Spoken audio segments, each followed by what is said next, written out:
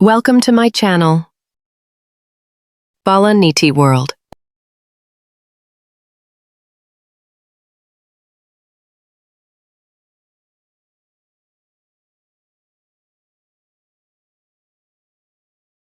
ఇది ఒక మహిళ కథ. ఆమె పేరు వసుంధర. వసుంధర ఒక మంచి భార్య, ఒక మంచి కోడలు. ఇంటికి పెద్ద కోడలు. వసుంధర భర్త పేరు నిరంజన్. నిరంజన్ తమ్ముడు కమల్. కమల్ భార్య పేరు సుధా. ఇంక నిరంజన్ వాళ్ల అమ్మ పేరు కనకం. ఆ రోజు నిరంజన్కి ప్రమోషన్ వచ్చిందని సంతోషంగా ఇంటికి వచ్చి, వసు, నీకొక శుభవార్త. ఏ శుభవార్తైనా ముందు వెళ్లి అత్తమ్మకు చెప్పండి అని వసుంధర చెప్పగానే నిరంజన్ వాళ్ళ అమ్మ దగ్గరకు వెళ్లి, అమ్మా, నాకు ప్రమోషన్ వచ్చింది. అందుకేనా డ్యూటీ నుండి రాగానే ఈ విషయం చెప్పడానికి పరిగెత్తుకుంటూ నీ పెళ్ళాం దగ్గరికి వెళ్ళి చెప్పావు? ఇక్కడ నేను కూర్చునున్నది కనిపించలేదా?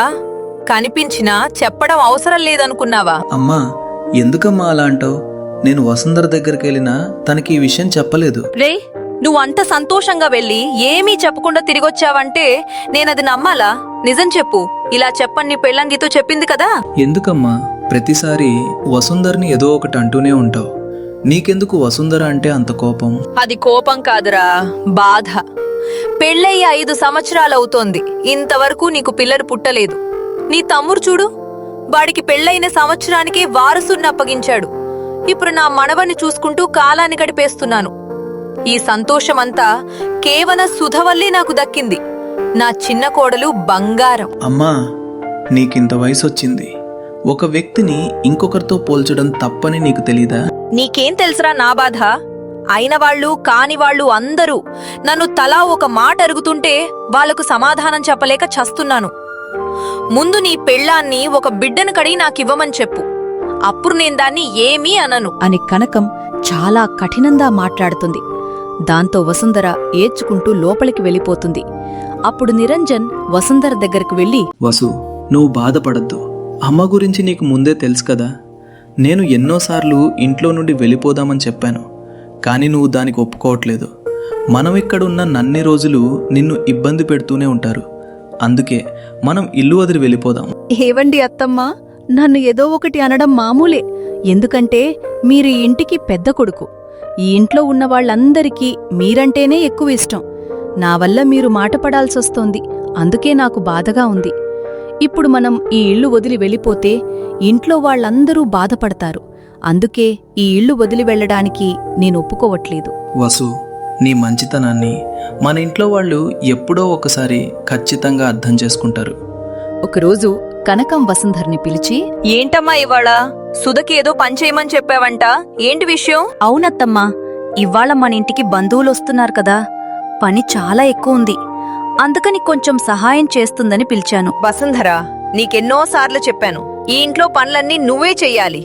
నా చిన్న కోడలు తన బిడ్డను చూసుకోవడానికే సరిపోతోంది. ఇంకెక్కడ పని చేయగలుగుతుంది? నువ్వు ఒక బిడ్డను కను, అప్పుడు నీ చేత కూడా పనులు చేయించను అని కనకం చెప్పగానే వసుంధర బాధతో ఏమీ మాట్లాడలేకపోతుంది.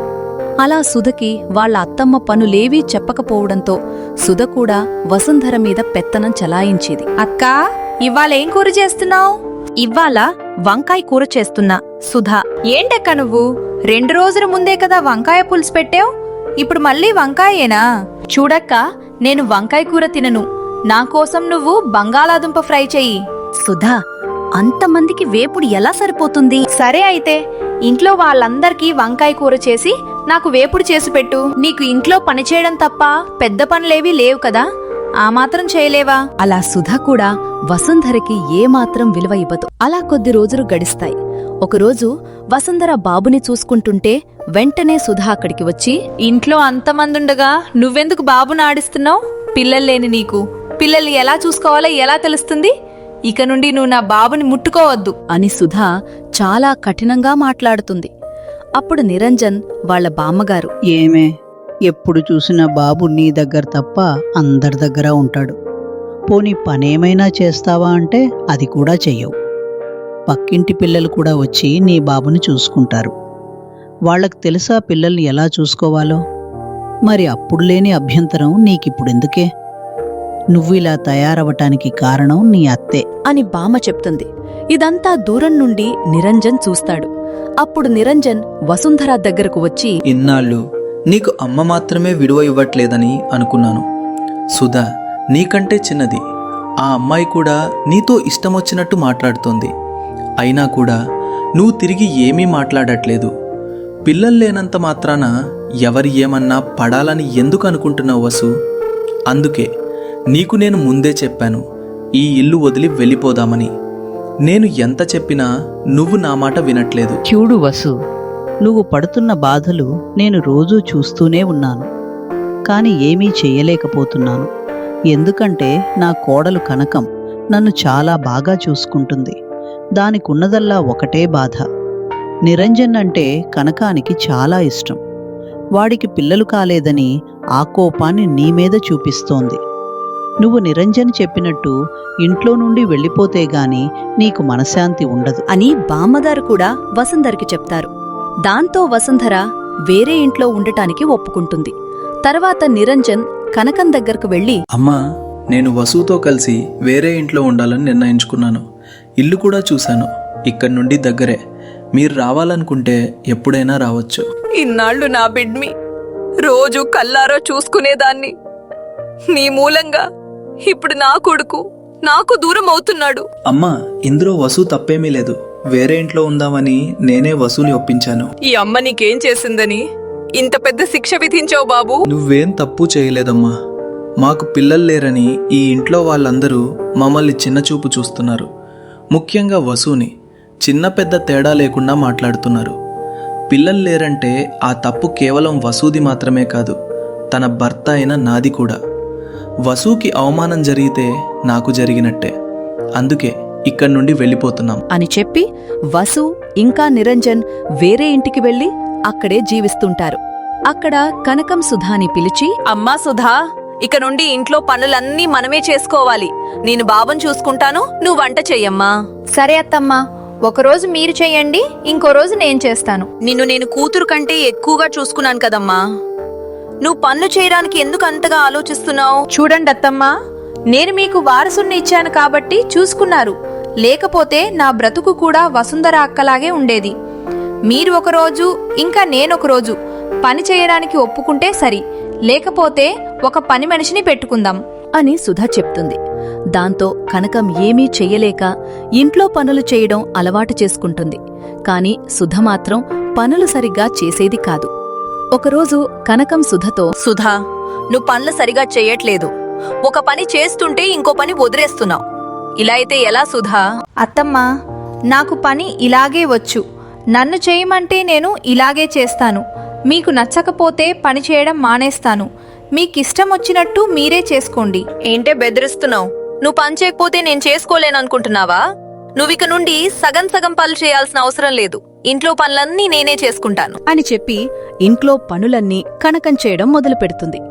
అలా కనకం రోజూ ఇంట్లో పనులన్నీ చేసి అలసిపోతూ ఉంటుంది. అమ్మా, ఏంటి ఏదో దిగులుగా కనపడుతున్నావు? ఏమైంది?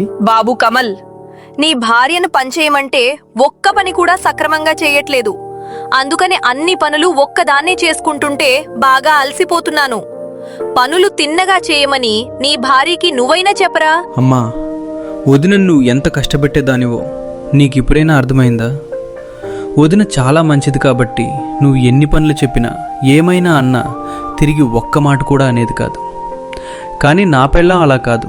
సుధా గురించి నాకు బాగా తెలుసు. నేనే కాదు, సుధకి ఎవ్వరూ నచ్చలేరు. పైగా నువ్విచ్చిన చనువు వల్ల సుధ మరింత గర్వంగా ప్రవర్తిస్తోంది.